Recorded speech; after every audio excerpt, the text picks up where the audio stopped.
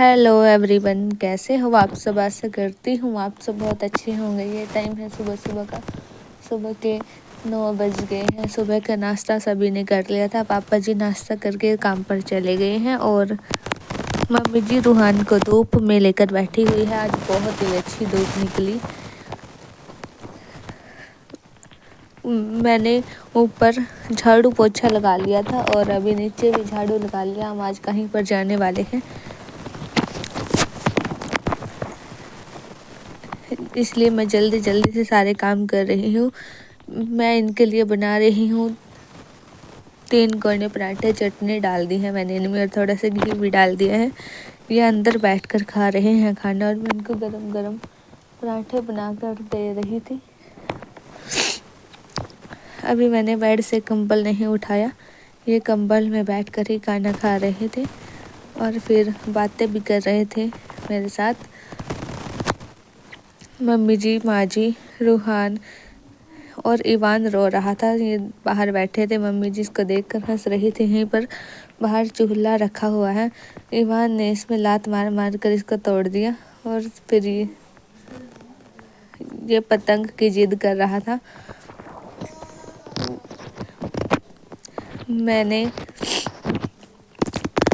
बर्तन साफ करने के बाद लग गई थी मैं फटाफट से काम करने के लिए। चादर बिछानी रह गई थी। अब मैं जल्दी जल्दी चादर बिछा रही हूँ। पहले ही बहुत लेट हो गया है, सारा काम पड़ा हुआ है। चादर बिछाने के बाद मैं सारे डिब्बे वगैरह रख दूंगी। बेड पर बहुत सारा सामान पड़ा है, कंबल भी है। झूला मैंने पॉलीथीन में डाल कर रख दिया रूहान का। जब इस ज़रूरत होती है तभी निकाल लेते हैं, नहीं तो मैं पॉलीथीन में रख देती हूँ। और ये कैरी बैग में सामान है, इसको मैं बाद में रखूँगी आकर। आज मैं थोड़ा सा जल्दी में हूँ। फ़िलहाल तो सारा काम हो गया, पोछा रह गया है लगाना। मैं लग गई थी पोछा लगाने के लिए। पोछा लगाने के बाद मैं रूहान को नहलाऊंगी। रूहान के सारे कपड़े वगैरह चेंज करूँगी। आज बहुत ज़्यादा धूप तेज़ है। सुबह सुबह बहुत अच्छी धूप निकल गई।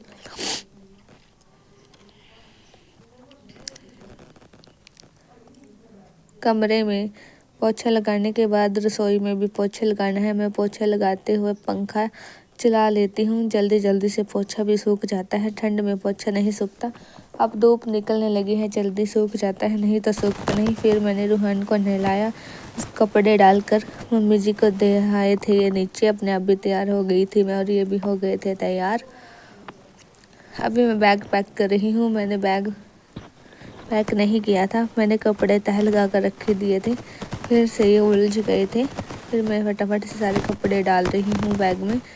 पहले मैं छोटा बैग ले जाने वाली थी, लेकिन अब बड़े बैग में ही डालने पड़ेंगे कपड़े।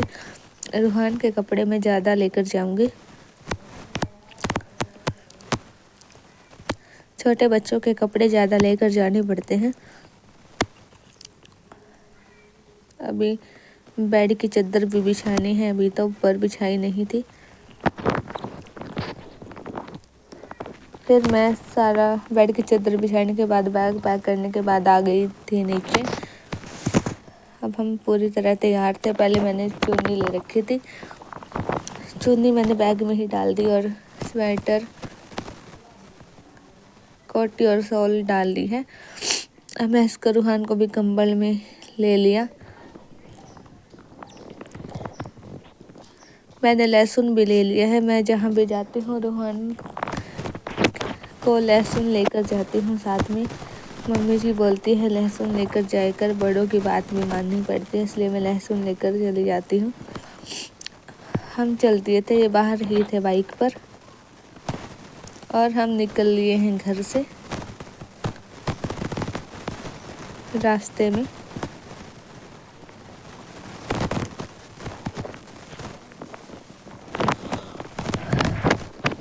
आज मैं आई हूँ अपनी मासी जी के घर पर, रूहान की नानी के घर पर। अपनी छोटी मासी जी के घर पे आई हूँ मैं। पहले हमने चाय नाश्ता किया और फिर हम यहीं पर बैठे हुए थे। मासी जी पूरियाँ बना रही थी और थोड़ा सा लेट आए थे हम 2 बजे आए थे, 3 बज गए थे। फिर नाश्ता वगैरह किया और मैं अपनी बहन पर भी जाऊंगी कल। कई दिन से मासी जी बुला रही थी, टाइम नहीं था आने का, इसलिए हम आ गए अब। और फिर उसके बाद हम सभी खाना खा रहे हैं। मासी जी ने रूहान को ले लिया गोद में और रूहान को भी खिला दिए थे। रसगुल्ले भी खा रहा था रूहान, मीठा नहीं खाता है। मासी जी ने इसके मुंह में रसगुल्ले डाल दिए, इसने बिल्कुल नहीं खाए। हो गया है रात का टाइम, रजाई भी डाल दी थी बेड पे, रूहान सो गया था। फिर मास्टर जी भी बैठे हैं और हम सभी बैठे हुए हैं, सभी खाना खा रहे हैं बैठकर रात का। इस वीडियो का करती हूँ